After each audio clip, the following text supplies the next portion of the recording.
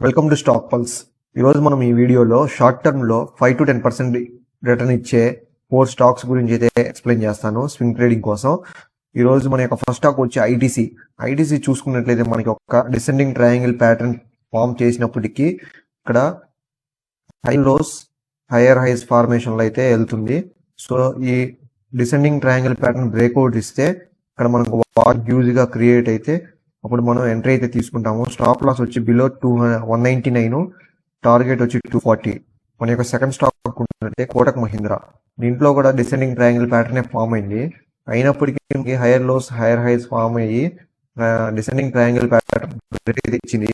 ఈ బ్రేక్అవుట్ చూసుకుంటే బ్రేక్ క్యాండిల్కి హ్యూజ్ వాల్యూమ్ క్రియేట్ అయింది. సో మనం ఎంట్రీ 1840 అబోవ్ ఎంట్రీ తీసుకుంటాము. స్టాప్ లాస్ వచ్చి బిలో 1600, టార్గెట్ 2050. మన యొక్క థర్డ్ స్టాక్ చూసుకున్నట్లయితే ఈచర్స్ మోటార్స్లో చాలా రోజుల నుంచి మంచి మూవ్మెంట్ అయితే క్రియేట్ అయింది. ర్యాపిడ్గా అప్ సైడ్ అయితే మూవ్మెంట్ ఇస్తుంది.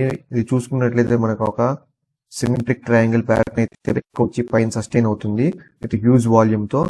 ప్రజెంట్ లెవెల్లో ఎంట్రీ తీసుకుంటాము. టార్గెట్ వచ్చి 3000, స్టాప్ లాస్ బిలో 2650. ఈరోజు next stock last stock Mahindra. ఇది కూడా ఒక డిసెండింగ్ ట్రయాంగిల్ ప్యాటర్న్ అయితే ఫామ్ అయింది. ఇక్కడ 3 times అయితే రెసిస్టెన్స్ ఫేస్ చేసి ఒక 1, 2, 3, 4, 5 times అయితే సపోర్ట్ తీసుకునింది. సో మనకి సపోర్ట్ బ్రేక్ అవ్వకుండా up side descending triangle pattern breakout ఇస్తే ఎంట్రీ అయితే తీసుకోవచ్చు.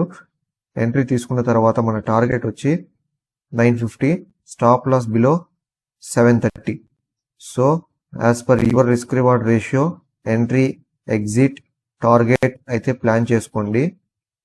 Thank you for watching this video. Please do subscribe to Stock pulse.